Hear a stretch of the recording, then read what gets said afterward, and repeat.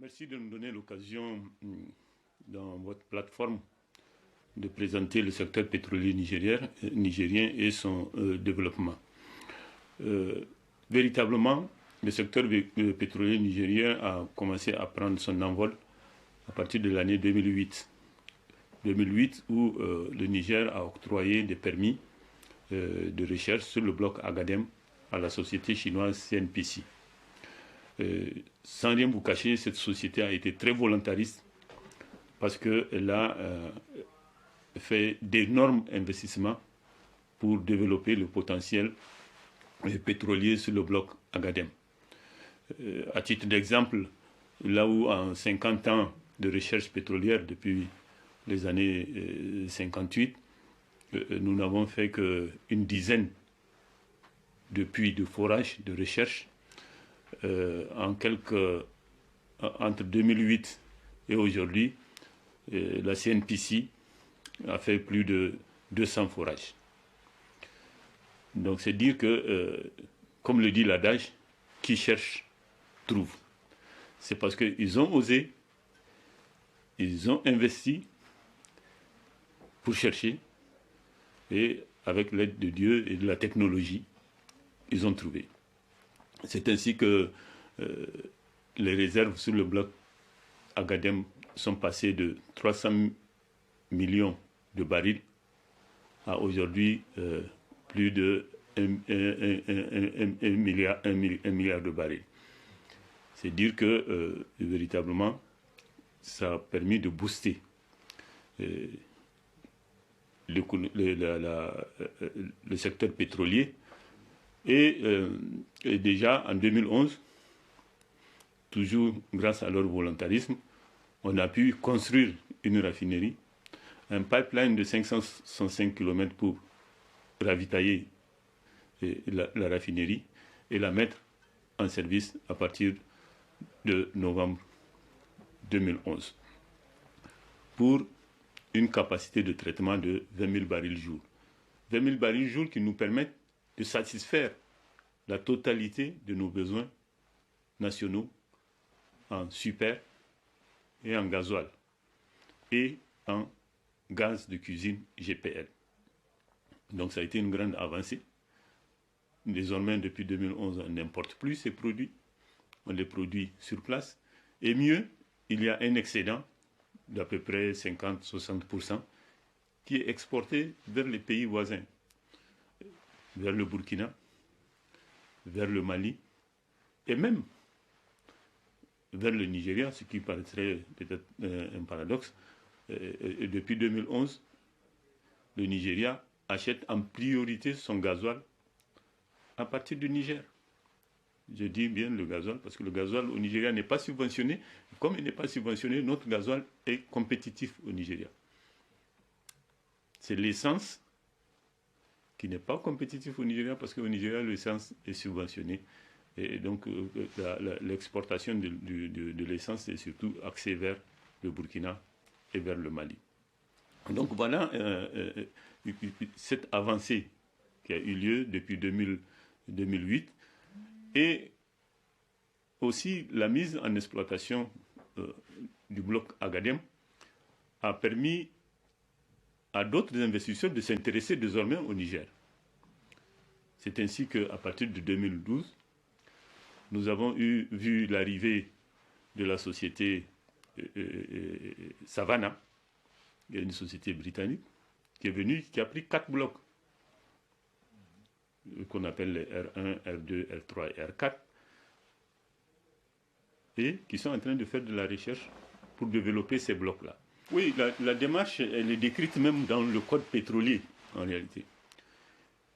La société qui s'intéresse à un bloc, elle vient, elle fait une demande, elle adresse une demande, ce qu'on appelle une demande d'intention, pour acquérir un bloc bien déterminé.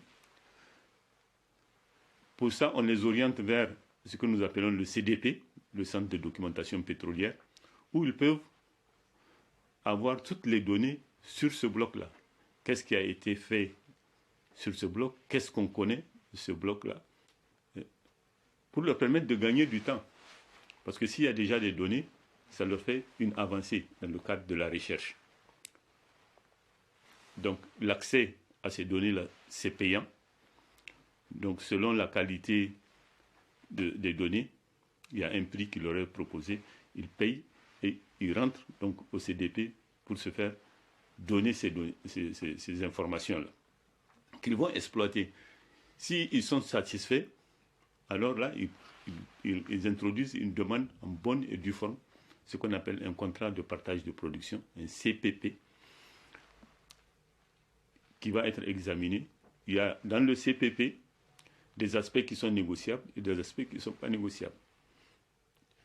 Donc, une fois que ces négociations sont terminées, la demande est présentée en Conseil des ministres pour être approuvée. Une fois que c'est approuvé en Conseil des ministres, c'est publié au journal officiel. Et nous nous sommes fait un point d'honneur pour, à chaque fois qu'il y a un permis pétrolier qui est accordé, de publier cela au journal officiel. Donc, n'importe qui peut savoir qu'est-ce qu'il y a dans ce contrat-là.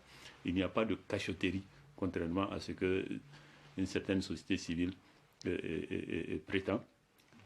Ce qui est adopté en Conseil des ministres est publié au journal officiel et tout citoyen peut donc y accéder pour savoir le contrat là, il contient quoi. Oui, vous savez, il y a la compétition entre les pays pétroliers pour attirer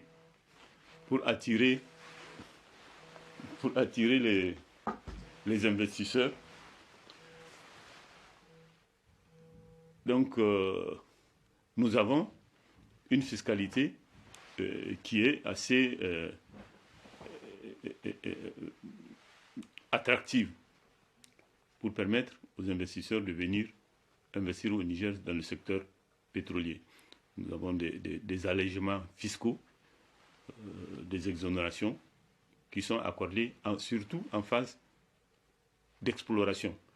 Parce que l'exploration pétrolière, c'est presque, je dirais, si je vais utiliser un langage, c'est presque de la tombola. Tu peux investir des milliards et ne rien trouver. Donc c'est à tes risques et à péril, tu as perdu ces milliards.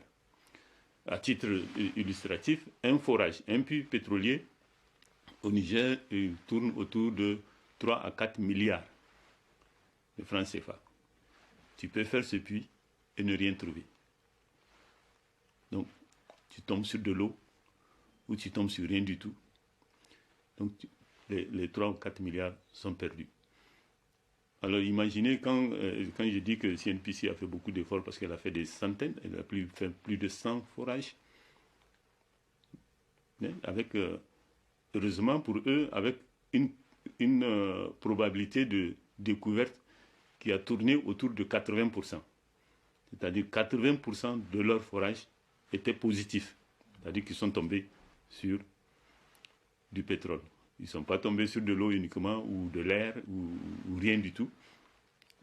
Donc c'est ça la caractéristique du bloc Agadem. Vraiment, quand vous avez des bons géologues, des bons techniciens, ils vous disent c'est ici qu'il faut forer. Ils forent là et ils tombent sur du pétrole. Donc il y a, donc on a favorisé les investisseurs pour qu'ils viennent investir au Niger. Donc je vous disais tantôt qu'après 2012, on a eu Savannah qui est venu, qui a pris 4 blocs et qui a fait des découvertes. Mais aussi, ils ont fait à peu près 4 forages qui sont tous positifs. Après, il y a la société algérienne, Sipex, qui est une succursale de la société algérienne Sonitrac, qui était au Niger, qui a le bloc Kafra, presque à la frontière avec l'Algérie, où également ils ont fait aujourd'hui 2 forages qui sont tous positifs. Le premier forage était très positif d'ailleurs, c'est un des forages sur lequel on a trouvé un maximum de pétrole brut. Donc c'est dire que l'avenir est promoteur. Vraiment, avec la présence de ces 3 sociétés principales, CNPC, qui a fini ses recherches sur le bloc Agadem pratiquement et qui va faire désormais même de l'exportation. Et on espère qu'on va attirer d'autres sociétés parce que nous avons plusieurs autres blocs que nous voulons promouvoir justement à travers ce forum-là. Nous avons actuellement à peu près une trentaine, 36 blocs qui sont libres. Vous les avez, c'est sur la carte. C'est tout ce qui est en vert. C'est des blocs libres. Et quand vous regardez, c'est que le Niger, c'est presque comme si partout on peut trouver du pétrole. Parce que 80% du territoire est sédimentaire. C'est-à-dire que c'est des sédiments.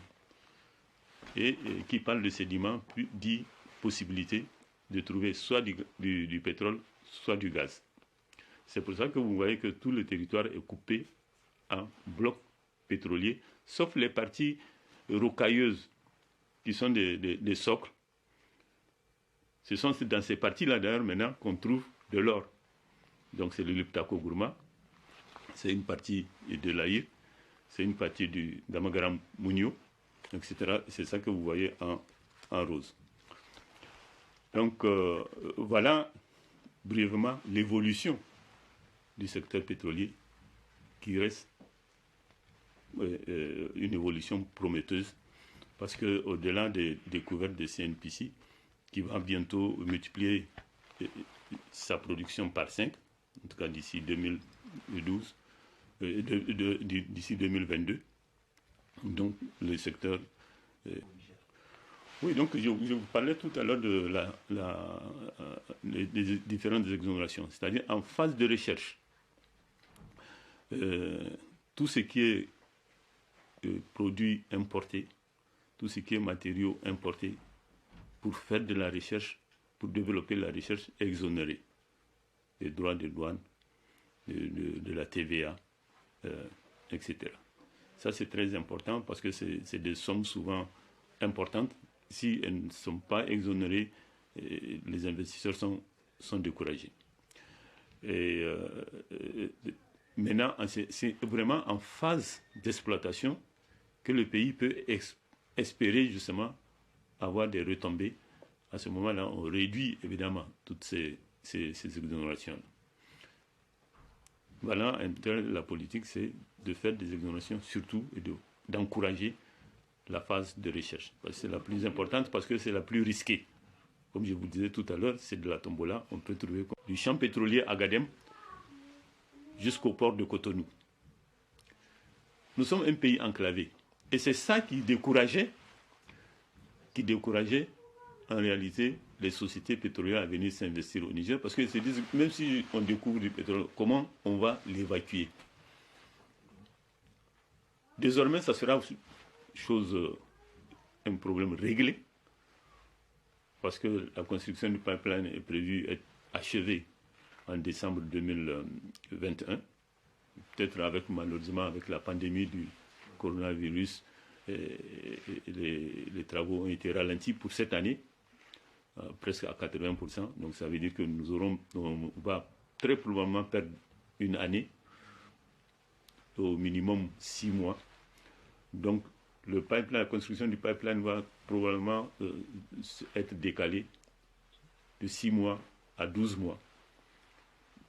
Donc ça serait soit juin 2022 ou décembre 2022. Mais toujours est-il que la construction de ce pipeline va nous attirer beaucoup d'investisseurs, beaucoup de sociétés pétrolières qui vont venir prendre des blocs, faire de la recherche, parce que là, elles sont rassurées qu'en cas de découverte, elles vont injecter dans le pipeline. Et nous avons pris la précaution de mettre dans la convention du constructeur du pipeline que c'est le libre accès au pipeline. Tout celui qui a du pétrole à exporter a le droit d'utiliser le pipeline. C'est comme une autoroute, c'est à péage. Donc tu payes ce que tu mets dedans, par tonne, ou par litre, ou par machin, etc. Donc il n'y a pas de raison de dire non, c'est mon pipeline, c'est pour moi seulement. Non, c'est le pipeline, il est national, je dirais même qu'il est transnational, puisqu'il y a un morceau au Bénin, mais tout pétrolier qui fait des découvertes a le droit d'utiliser ce pipeline pour évacuer. Merci.